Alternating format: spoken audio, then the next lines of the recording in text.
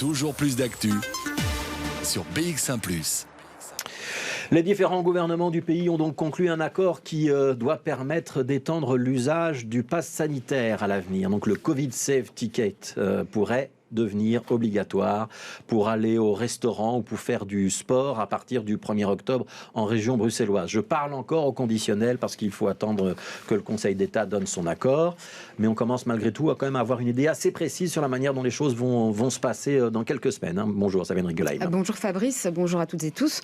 Le Covid Safe Ticket, ce fameux CST, c'est donc ce précieux document que l'on obtient après une vaccination complète, un test négatif ou la preuve d'avoir fait la maladie. Celles et ceux qui ont voyagé en France cet été, par exemple, connaissent certainement le système. Il pourrait donc bien devenir réalité à Bruxelles dès le 1er octobre et devenir indispensable pour accéder à toute une série de lieux dans une grande diversité de secteurs. Parce que rappelons que ce pass sanitaire version belge peut déjà être exigé dans l'événementiel et par certains opérateurs culturels à partir de 200 personnes en intérieur et 400 en extérieur. Cette mesure, prévue jusqu'au 30 septembre, a été prolongée jusqu'au 31 octobre et sera donc applicable pour les événements dès 500 visiteurs en intérieur et 750 en extérieur. Mais au 1er octobre, les entités fédérées, vous l'avez dit, pourront aussi décider d'y avoir recours à leur guise et l'appliquer plus largement. Et on sait que la région bruxelloise y est très favorable en raison de la vaccination insuffisante de sa population. Concrètement, on ne pourra plus sortir sans son CST pour entrer en boîte de nuit, ça c'était prévu, mais aussi pour aller manger au restaurant, pour aller boire un verre ou accéder à une salle de fitness, et cela dès 16 ans.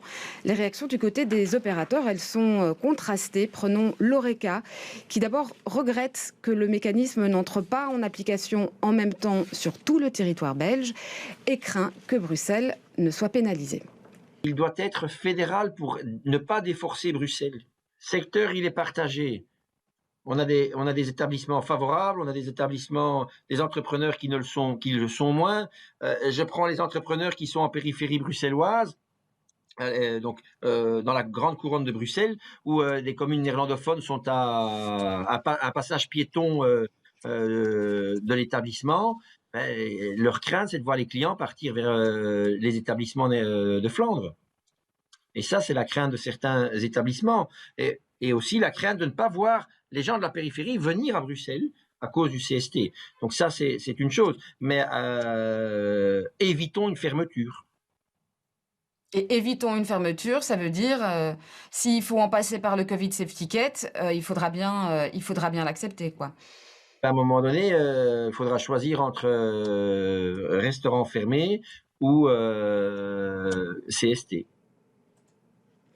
Voilà, le secteur Horeca un petit peu partagé aussi par la voix de son président Fabien Hermand. Alors du côté des salles de sport, l'état d'esprit est là aussi variable d'une salle à l'autre, surtout parce qu'on n'a pas encore énormément de détails pour l'instant. Mais le principe d'un accès conditionné au pass sanitaire passe plus ou moins bien en fonction souvent des caractéristiques du lieu. Écoutez tour à tour la réaction de Corentin Pouls, il est fondateur de CrossFit, une salle du centre-ville, et ensuite de Nicolas Mettens de l'Aspria. Vous allez voir que les avis divergent. Il ne faut pas se cacher, à Bruxelles, dans les 25-34 ans, il n'y a que 55% des gens qui sont vaccinés. Ça fait donc une personne sur deux qui est dans le public cible qui ne l'est pas. Donc, on se rend compte qu'il y a vraiment quelque chose à faire. Alors voilà, le politique choisit l'Horeca, choisit le sport pour être des endroits sur lesquels on va essayer, entre guillemets, de punir ces gens-là pour les inciter à se vacciner. C'est un choix politique, c'est très bien. Nous, contrôler le téléphone à l'entrée avec une app, c'est assez facile. On l'a tous vu dans les avions ou en France, dans les restaurants, c'est pas très compliqué. Mais le gros problème, c'est que les chiffres que je viens de vous dire, si ça veut dire qu'on perd un client sur deux, ça c'est évidemment un très gros souci. Donc, voilà pour l'avis de Corentin Pouls de cette salle du centre-ville.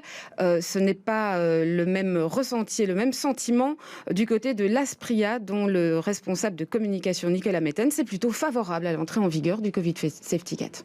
A priori, nous, depuis le début, dans les clubs Aspria, on a décidé de jouer les règles à fond, même au-delà de ce qui était demandé par le gouvernement. Donc, on a toujours su appliquer ces règles. Donc, au niveau de notre staff, pour le contrôle et la mise en pratique la mise en pratique de ce ticket safety ne nous posera pas de problème. On a les capacités de contrôle pour le faire en tout cas. Au niveau de notre clientèle, il faut savoir aussi ce qui est assez spécifique au Club Asfria, c'est que la moyenne d'âge est déjà un peu plus élevée. On est entre 40 et 45 ans en moyenne.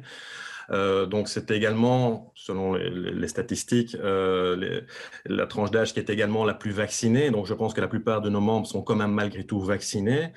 Et donc ça ne devrait que les rassurer d'avoir une mise en application encore plus stricte des règles de sécurité.